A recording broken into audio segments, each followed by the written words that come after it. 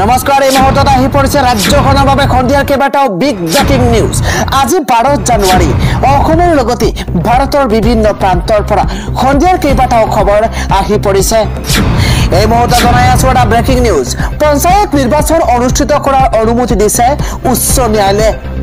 পঞ্চায়ত নিৰ্বাচনক লৈ আদালতৰ তৰফৰ পৰা এটা ডাঙৰ খবৰ আহিছে। পঞ্চায়ত নিৰ্বাচন অনুষ্ঠিত কৰাৰ অনুমতি উচ্চ ন্যায়ালয়ৰ।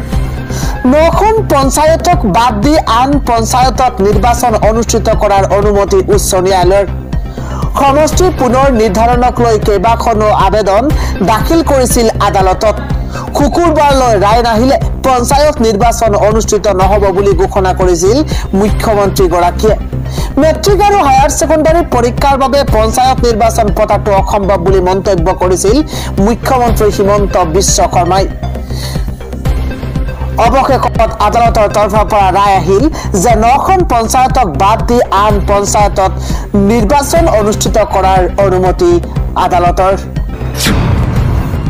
আজিৰ সন্ধিয়াৰ আন এটা গুৰুত্বপূৰ্ণ খবৰ হৈছে এইবাৰ উৰুকাৰ নিশা ধুমুহা বৰষুণৰ হাই এলাৰ্ট জাৰি কৰিছে বতৰ বিজ্ঞান কেন্দ্ৰই। কেইবাখনো জিলাত ধুমুহা বৰষুণৰ লগতে বজ্ৰপাতৰো আশংকা বতৰ বিজ্ঞান কেন্দ্ৰৰ। এটা ব্ৰেকিং নিউজ, ডাঙৰ খবৰ। উৰুকাৰ নিশা ৰাজ্যৰ কেইবাখনো জিলাত বতৰে কাল ৰূপ ধাৰণ কৰাৰ সম্ভাৱনা আছে। প্ৰচণ্ড শীতৰ মাজতে ৰাজ্যত ধুমুহা বৰষুণৰ হাই এলাৰ্ট জাৰি কৰা হৈছে। বতাহ বৰষুণৰ লগতে ঠায়ে ঠায়ে বজ্ৰপাতৰ আশংকা প্ৰকাশ কৰিছে বতৰ বিজ্ঞান কেন্দ্ৰই। 13 জানুৱাৰীত ৰাজ্যৰ 3খনকৈ জিলাত বতৰে কাল ৰূপ ধাৰণ কৰাৰ সম্ভাৱনা। বিশেষকৈ উজনি অসমত বিহুৰ আনন্দত বৃদ্ধি পতালে দিব পাৰে বতৰে। ডিব্ৰুগড়, তিনিচুকীয়া আৰু ধেমাজি জিলাত ধুমুহা বৰষুণৰ হাই এলাৰ্ট জাৰি কৰা হৈছে। শীতৰ মাজতে ধুমুহা বৰষুণে তছ নছ কৰিব পাৰে সকলো। আন এটা ব্ৰেকিং নিউজ হৈছে আমেৰিকাৰ ওপৰত প্ৰকৃতিৰ ধ্বংস লীলা। ইজৰাইলক সহায় কৰা আমেৰিকা এতিয়া নিজেই পৰিছে বিপদত। পেলেষ্টাইনৰ বিৰুদ্ধে ইজৰাইলক যুদ্ধ কৰিবলৈ প্ৰেৰণ কৰিছিল হাজাৰ হাজাৰ কোটি টকা, আৰু সেই আমেৰিকা এতিয়া প্ৰকৃতিৰ ৰোষত পৰি কান্দিব লগা হৈছে।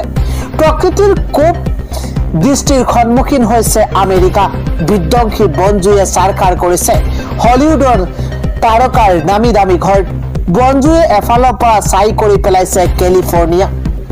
জোৰ লেলিহান শিখাই স্পৰ্শ কৰিছে হলিউড হিলছক। অস্কাৰ বঁটা বিজয়ী অভিনেতা মেল গিবছন জেফ ব্ৰিজেছৰ বাসগৃহ ভস্মীভূত হৈ পৰিছে। যোৱা 6 দিন ধৰি জ্বলি আছে এই বনজুই। দক্ষিণ কেলিফৰ্ণিয়াৰ 2.5 লাখ লোক হৈ পৰিছে গৃহহীন। দক্ষিণ কেলিফৰ্ণিয়াৰ মুঠ 8টা অঞ্চলত পৃথকে পৃথকে বনজুই।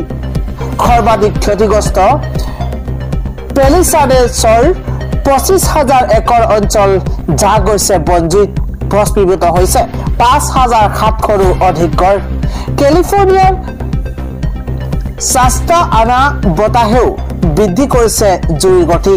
জুইৰ সূত্ৰপাতৰ আৰম্ভণিতে চাস্তা আনা বতাহে দ্ৰুতগতিত বিয়পাই নিছে জুই।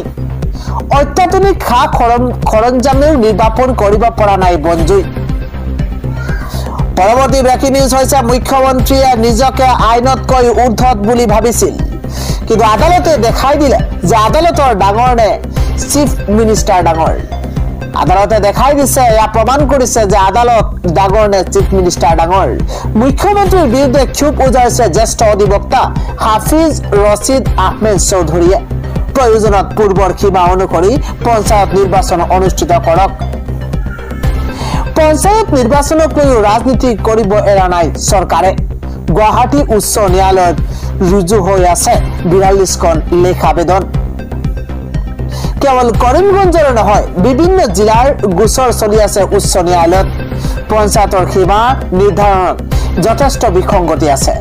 9খন লেখ আবেদনত ওকালতি হাফিজ ৰছিদ আহমেদ চৌধুৰীৰ। অন্যায়ৰ বিৰুদ্ধে এই যুঁজ চলা বুলি মন্তব্য কৰিছে অধিবক্তা হাফিজ ৰছিদ আহমেদ চৌধুৰীয়ে। মুখ্যমন্ত্ৰীয়ে নিজকে আইনতকৈ ঊৰ্ধত বুলি ভাবিছিল। আন এটা ব্ৰেকিং নিউজ হৈছে 14 মাহৰ পিছত ভাৰতীয় দললৈ মহম্মদ স্বামী। ভাৰতীয় দললৈ প্ৰত্যাৱৰ্তন ঘটিছে তাৰকা বেগী বলাৰ মহম্মদ স্বামী। ভাৰতীয় দললৈ প্ৰত্যাৱৰ্তন ঘটিছে তাৰকা বেগী বলাৰ মহম্মদ স্বামী। ইংলেণ্ডৰ বিৰুদ্ধে টি20 শৃংখলাৰ দল ঘোষণা ভাৰতীয় দলত অন্তৰ্ভুক্ত কৰা হৈছে মোহাম্মদ শামিক ভৰিৰ আঘাতৰ বাবে দীৰ্ঘ সময় ভাৰতীয় দলৰ বাহিৰত আছিল মোহাম্মদ শামি শেষবাৰ 2023 বিশ্বকাপৰ ফাইনেলত দেখা গৈছিল মোহাম্মদ শামিক ইংলেণ্ডৰ বিৰুদ্ধে ঘোষণা কৰা দলটোৰ নেতৃত্বত থাকিব সূৰ্যকুমাৰ যাদৱ 14 মাহৰ পিছত ভাৰতীয় দললৈ মোহাম্মদ শামি পৰৱৰ্তী গুৰুত্বপূৰ্ণ খবৰ হৈছে প্ৰাদেশিকৃত বিদ্যালয়ক লৈ মুখ্যমন্ত্ৰী ডক্টৰ হিমন্ত বিশ্ব শৰ্মাৰ ডাঙৰ ঘোষণা নতুন বছৰতে আহিছে ভাল খবৰ অপ্ৰাদেশিকৃত বিদ্যালয়ক লৈ ডাঙৰ খবৰ যি কেইখন বিদ্যালয় অপ্ৰাদেশিকৃত হৈ আছে সেই অপ্ৰাদেশিকৃত বিদ্যালয়ক লৈ ডাঙৰ খবৰ আহিছে বিদ্যালয়ৰ আদৰ্শত কেবিনেটৰ বৃহৎ সিদ্ধান্ত গ্ৰহণ কৰা হৈছে প্ৰাদেশিকৰণৰ বাবে সমিতি গঠন কৰিছে চৰকাৰে পৰৱৰ্তী খবৰটো হৈছে উমৰাংচুৰ ঘটনাত জড়িত কোনো খাৰি নাযাব উমৰাংচুৰ ঘটনাক লৈ মুখ্যমন্ত্ৰী ডক্টৰ হিমন্ত বিশ্ব শৰ্মাৰ ডাঙৰ ঘোষণা উমৰাংচুৰ ঘটনাত জড়িত কোনো খাৰি নাযাব উমৰাংচুৰ ঘটনাক লৈ মুখ্যমন্ত্ৰীৰ ডাঙৰ ঘোষণা নিহতৰ পৰিয়ালক সহায়ৰ আশ্বাস দিছে মুখ্যমন্ত্ৰী হিমন্ত বিশ্ব শৰ্মাই ঘটনাত জড়িত কোনো খাৰি নাযাব বুলি কঠোৰ সকিয়নি মুখ্যমন্ত্ৰী ডক্টৰ হিমন্ত বিশ্ব শৰ্মাৰ পৰৱৰ্তী খবৰটো হৈছে এডিআৰই পৰীক্ষাৰ ফলাফলক লৈ মুখ্যমন্ত্ৰী হিমন্ত বিশ্ব শৰ্মাই ডাঙৰ ঘোষণা কৰিছে এডিআৰই পৰীক্ষাৰ ফলাফল ঘোষণাক লৈ ডাঙৰ মন্তব্য মুখ্যমন্ত্ৰী গৰাকীৰ কেতিয়া ঘোষণা হ'ব এডিআৰই পৰীক্ষাৰ ফলাফল এডিআৰই পৰীক্ষাৰ ফলাফল ঘোষণাক লৈ মুখ্যমন্ত্ৰীৰ মন্তব্য ফেব্ৰুৱাৰীৰ শেষত নহলে মাৰ্চৰ পহিলাতে দিব এডিআৰই পৰীক্ষাৰ ৰিজাল্ট নতুন নিযুক্তিক লৈও মুখ্যমন্ত্ৰী ডক্টৰ হিমন্ত বিশ্ব শৰ্মাই ডাঙৰ মন্তব্য কৰিছে আন এটা গুৰুত্বপূৰ্ণ খবৰ হৈছে দল সংগঠনৰ মুখ টেকেছা এবাৰ মুছলমান যুৱকক হিন্দু যুৱতীৰে বিয়া পতাৰ অনুমতি আদালতৰ ডাঙৰ খবৰ ব্ৰেকিং নিউজ মুছলমান যুৱকক হিন্দু যুৱতীৰে বিয়া পতাৰ অনুমতি দিছে আদালতে দল সংগঠনৰ বাধা সত্ত্বেও প্ৰেমিক প্ৰেমিকাৰ পক্ষত ৰায় দিছে আদালতে স্পষ্ট কৰি দিছে এই বিবাহত বাধা আহিব নালাগে প্ৰেমিক প্ৰেমিকাক নিৰাপত্তা প্ৰদান কৰিবলৈ নিৰ্দেশ আদালতৰ এই বিবাহ বন্ধ কৰিবলৈ প্ৰচেষ্টা চলাইছিল দল সংগঠনে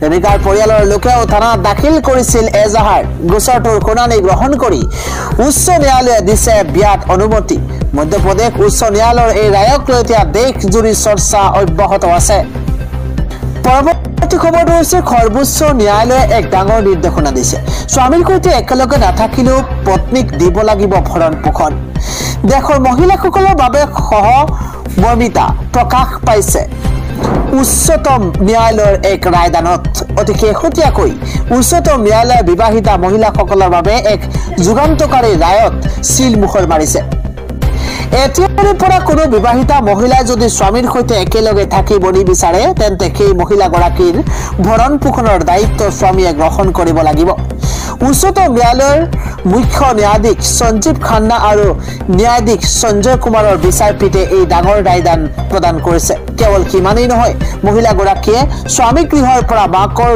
ঘৰত থাকিবলৈ ললেও এই দায়িত্ব স্বামীয়ে পালন কৰিব লাগিব বুলি বিচাৰপীঠে স্পষ্ট কৰি দিছে অৱশ্য মহিলাগৰাকীয়ে যদি অকলশৰে থাকিব বিচাৰে বা মাকৰ ঘৰলৈ যাবলৈ নিবিচাৰে তেতিয়াও এই দায়িত্ব স্বামীয়ে গ্ৰহণ কৰিব লাগিব বুলি উচ্চতম ন্যায়ালয়ৰ বিচাৰপীঠে স্পষ্ট কৰি দিছে